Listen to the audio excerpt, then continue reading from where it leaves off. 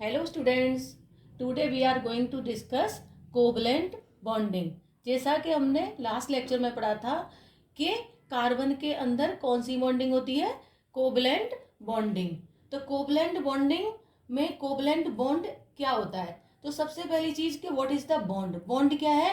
Bond is a electrostatic force which hold two atoms. Suppose hydrogen and hydrogen के बीच में कोई bond है तो दोनों हाइड्रोजन को एक ऐसा फोर्स, कोई ना कोई फोर्स तो है जो दोनों को एक जोड़े हुए है, तो इस फोर्स को कहते हैं हम इलेक्ट्रोस्टैटिक फोर्स।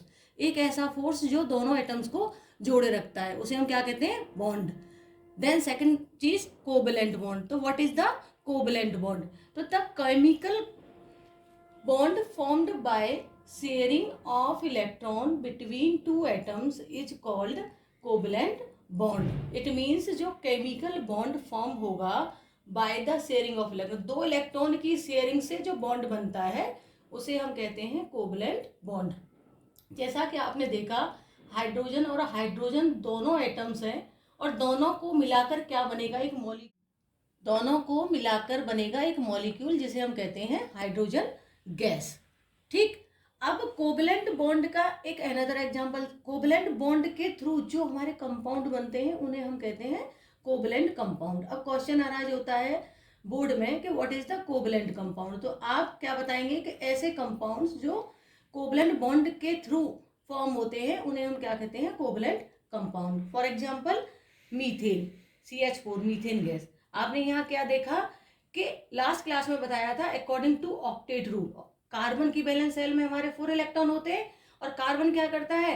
4 हाइड्रोजन के साथ शेयरिंग करता है और शेयरिंग को ही क्या कहते हैं? अभी ऊपर जो अकॉर्डिंग टू द डेफिनेशन कि इलेक्ट्रॉन की शेयरिंग से क्या बन रहा है? Methane gas. तो ये क्या है हमारा? एक तरीके से कार्बन क्या बना रहा है? Covalent bond. तो मीथेन जो है, methane plus HCl hydrochloric acid, यहाँ पर भी क्या बनना है? एक सिंगल बॉन्ड। सिंगल बॉन्ड में 2 इलेक्ट्रॉन की शेयरिंग है, एक इलेक्ट्रॉन हाइड्रोजन का है और दूसरा इलेक्ट्रॉन क्लोरीन का है। दोनों की शेयरिंग से जो बॉन्ड बन रहा है वो क्या है? हमारा कोवलेंट बॉन्ड। तो ठीक, दोनों का ऑक्टेट कंप्लीट हो रहा है, हाइड्रोजन का डुप्लेट कंप्लीट है और क्लोरीन का हमारा ऑक्टेट कंप्लीट है। ठीक है। तो कोवलेंट बॉन्ड क्या हुआ? कोवलेंट बॉन्ड क्या है? जो बॉन्ड शेयरिंग से बनता है उसे हम कहते हैं covalent bond. For exam point of view, this is very important question, why carbon has covalent bond. तो कार्बन जो है कोवलेंट बॉन्ड ही क्यों बनाता है? ये एग्जाम के पर्पज से very very most important question है। आप अच्छे से जानते हो कि कार्बन का एटॉमिक नंबर 6 होता है और मोलर मास 12 होता है। अब इसको अपना ऑक्टेट कंप्लीट करने के लिए क्या चाहिए? बैलेंस सेल के अंदर कितने इलेक्ट्रॉन होते हैं? 4। तो 4 इलेक्ट्रॉन चाहिए। तो 2 ही कंडीशन है कार्बन के पास, या तो वो 4 इलेक्ट्रॉन लूज करे या फिर वो 4 इलेक्ट्रॉन गेन करे। ठीक है।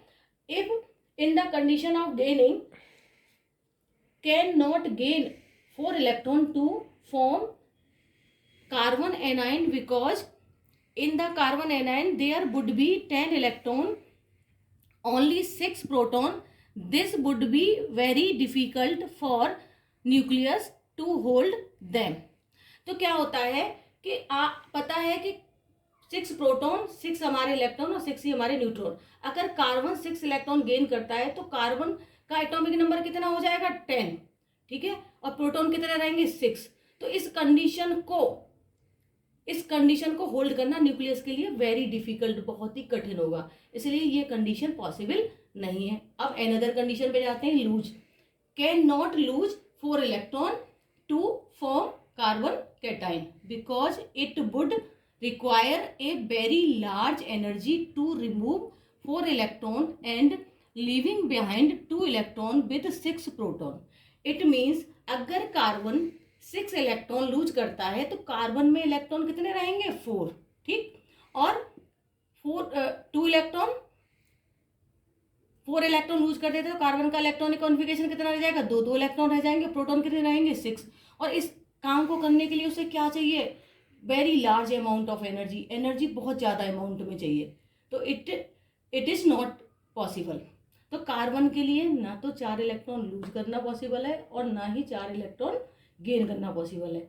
इसलिए कार्बन जो है कोवलेंट बॉन्ड बनाता है, कार्बन क्या करता है, शेयरिंग में काम करता है। जैसा कि आपने एबव एग्जांपल से समझा कि मीथेन में क्या करता है, शेयरिंग,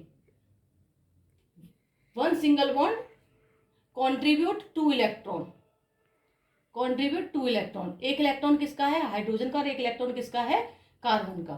ठीक है, दोनों एटम्स की शेयरिंग इक्वल है, दोनों ही एक एक इलेक्ट्रॉन को कंट्रीब्यूट कर रहे हैं, तब हमारा क्या बनना है, टू इलेक्ट्रॉन की शेयरिंग से एक single bond, sharing of two electron equal to one या single electron, single bond.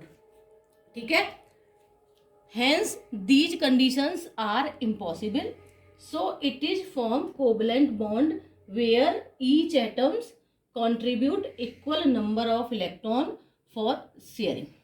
It means जैसा कि मैंने आपको अभी बताया कि मीथेन के अंदर कार्बन हाइड्रोजन के साथ जितने भी बॉन्ड बना रहा है, दोनों एटम्स की शेयरिंग इक्वल है। ठीक है, तो कार्बन में कोवलेंट बॉन्ड, कोवलेंट बॉन्डिंग क्यों होती है, क्योंकि कार्बन जो है ना तो 4 इलेक्ट्रॉन लूज कर सकता है, ना ही 4 इलेक्ट्रॉन गेन कर सकता है, इसलिए कार्बन क्या करता है, कार्बन करता है शेयरिंग, और शेयरिंग से जो बॉन्ड बनता है उसे हम कहते हैं covalent bond.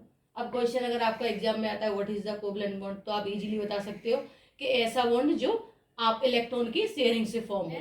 Carbon has covalent bond, तो आप इजीली बता सकते हो कि कार्बन कोवलेंट बॉन्ड क्यों बनाता है, क्योंकि इसके लिए आसान नहीं है 4 इलेक्ट्रॉन गेन करना और लूज करना, इसलिए कार्बन कौन सा बॉन्ड बनता है, कोवलेंट बॉन्ड। Thank you.